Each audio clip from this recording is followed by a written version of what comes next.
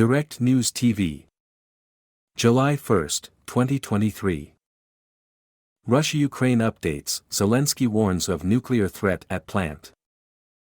Ukrainian President Volodymyr Zelenskyy warned a serious threat remains at the Russian-occupied Zaporizhzhia nuclear power plant, alleging Russia was technically ready to set off an explosion at the facility.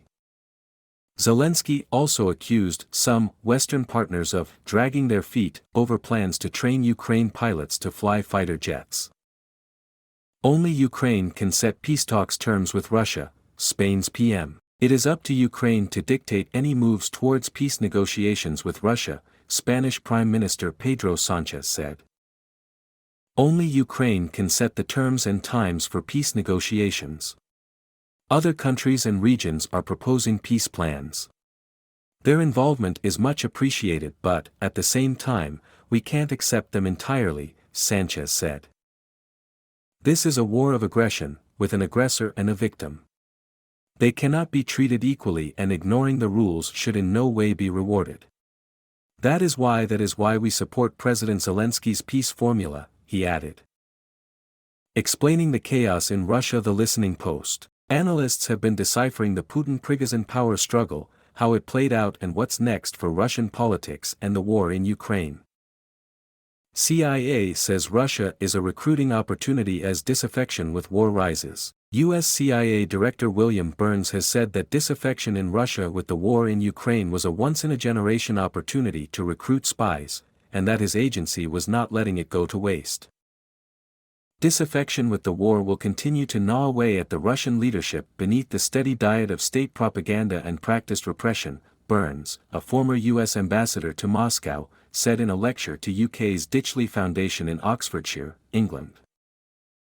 That disaffection creates a once-in-a-generation opportunity for us at CIA, at our core a human intelligence service.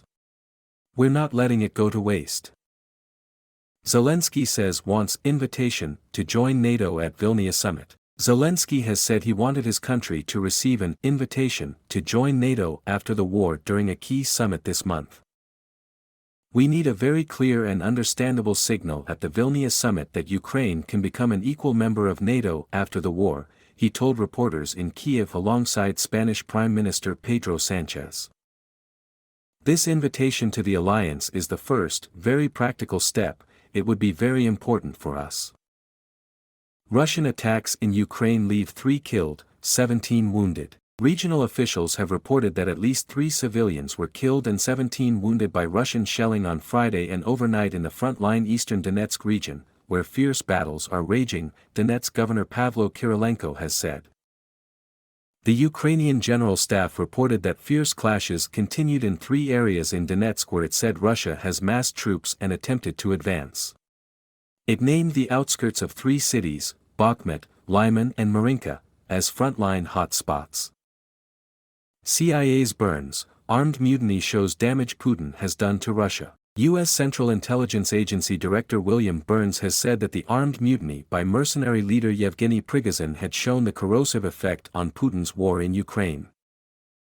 It is striking that Prigozhin preceded his actions with a scathing indictment of the Kremlin's mendacious rationale for the invasion of Ukraine and of the Russian military leadership's conduct of the war, Burns, a former U.S. ambassador to Moscow, said in a lecture to UK's Ditchley Foundation in Oxfordshire, England. The impact of those words and those actions will play out for some time, a vivid reminder of the corrosive effect of Putin's war on his own society and his own regime. Burns cast the mutiny as an armed challenge to the Russian state, but said it was an internal Russian affair in which the United States has had and will have no part. 40 Russian diplomats and embassy staff to leave Romania. 40 diplomats and Russian embassy staff in Bucharest are set to leave Romania following a request from the government, with ties worsening between the 2 countries since Russia's invasion of Ukraine. 11 diplomats and 29 technical and administrative staff, accompanied by their families, will leave Romania on board a civilian aircraft belonging to a Russian airline, the Romanian Foreign Ministry said. Romanian broadcasters showed an Ilyushin Il-96 aircraft landing at Bucharest Airport. It was due to take off later on Saturday, according to airport sources quoted in the local press. The decision reflects the current level of bilateral relations, after Moscow launched its war of aggression against Ukraine, the Romanian Foreign Ministry said. Ukrainians and Russians flee to Bali. For decades, Bali has been known as a tourist's paradise. But in the last 2 years, it has attracted a new group of travelers. Thousands of Ukrainians and Russians have fled to the island to escape the war in Ukraine.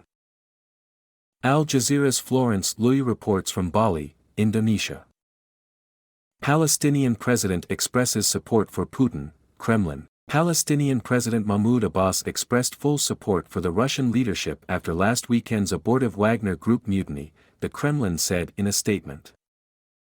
Abbas's comments came in a phone call with Russian President Vladimir Putin. Wagner boss Yevgeny Prigozhin last week said his 25,000 armed men would march for justice on Moscow to stop the evil brought by the Russian military leadership.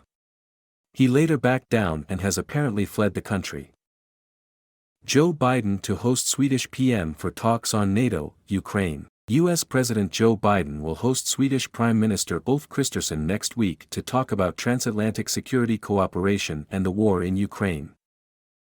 The two leaders will review our growing security cooperation and reaffirm their view that Sweden should join NATO as soon as possible, the White House said in a statement about the July 5 meeting.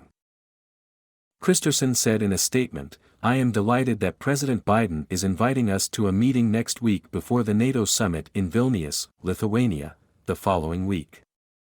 The focus of the visit will be on Sweden's NATO accession. EU support for Kiev's membership unequivocal, Spain." Prime Minister Pedro Sanchez said his visit to Kiev on the first day of Spain's EU presidency showed the bloc's unequivocal commitment to Ukraine's bid to join the 27-nation bloc. The European Union will help Ukraine as long as necessary and, regardless of the price to be paid, he said, pledging €55 million, $60 million, in new aid. Speaking of the European Union's perspective on Ukraine's EU accession, "My being here on the first day of the 6-month presidency demonstrates a clear and unequivocal political commitment," Sanchez said in a joint news conference with President Volodymyr Zelenskyy. Some Western partners dragging feet over pilot training, Zelenskyy. Ukraine's leader accused some Western allies of slow-walking plans to train his pilots to fly sophisticated fighter jets. Do they have an understanding of when Ukraine can get the F-16? Zelenskyy asked reporters alongside Spanish Prime Minister Pedro Sanchez, referring to the West. There is no schedule of training missions. I believe that some partners are dragging their feet. Why are they doing it? I don't know. My name is Kingsley. Please like, share, subscribe and hit that notification bell so you can be the first to be notified whenever we post. You won't regret it.